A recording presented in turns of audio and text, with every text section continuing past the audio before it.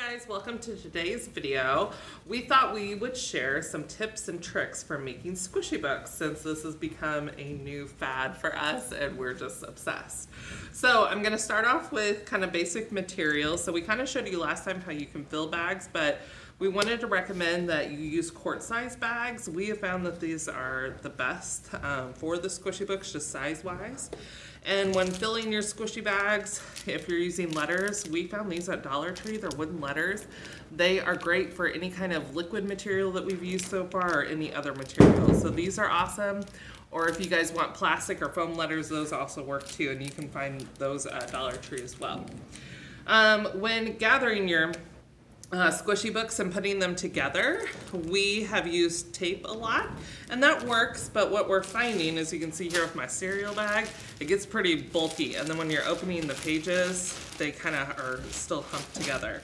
So what we have been experimenting with and loving is these binding rings. So this book that Maggie made just has food in it, so she just put binding rings through the Ziploc part, and it's working fabulously. For more liquid materials, and I made this beach bag, I really don't want my sand getting everywhere, so I put duct tape around the Ziploc portion, the top, and then put binding rings through it, and it is awesome.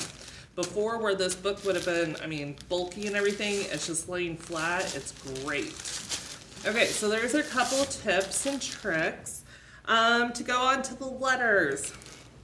So if you want, a couple of different ways you could do this is you could just have one letter. So in here is B, and then I just, whenever I was doing therapy, I just had index cards and I wrote out the sentence stem IC, and then the student could fill in the letter B, and then we found a word that started with B that related to our topic of the ocean beach themed bag. There. If you're doing books of high interest for your kids, boys are so hard sometimes, Maggie made this awesome book about Minecraft. So she just printed off pictures and Minecraft, and then they could talk about, describe the different scenes through the pictures. And then look at this, the end, because all books have an end, so how cool. All right, so there's those. Another way to work on writing with books. This is our growing plants book. At the end, we have our sentence stems to really focus on targeting, to talk about targeting commenting, sorry. So like I don't like, and then to have the rating scale, something that we talk about during our reading and writing material sessions that we do. And then if you want to do more than just a letter, you can do a word.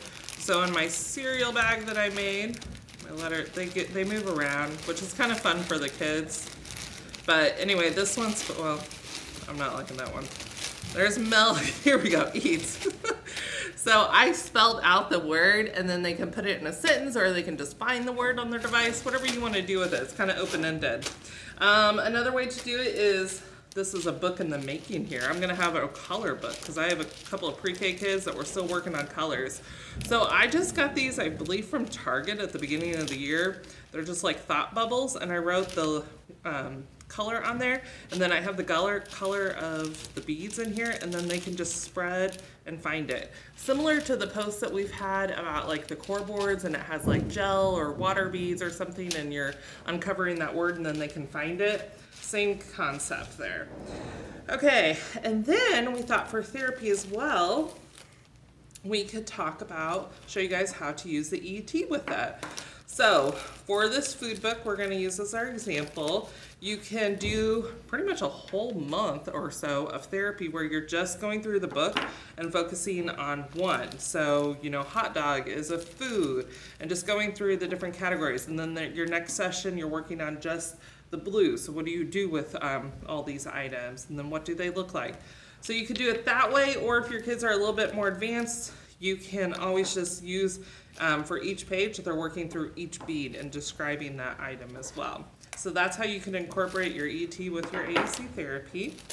And then our boards, again, I think we showed you guys this in our first video, but we like to attach, that's not going to come apart now for me, Velcro to our boards on both sides, because we like to have our manual communication board But then sometimes you just want to write about what you see. And so then to just be able to have a dry erase board and be able to write about it. All right, I hope that those tips and tricks help you. If you guys have any questions, comment below or send us a DM on Instagram. Thanks for watching.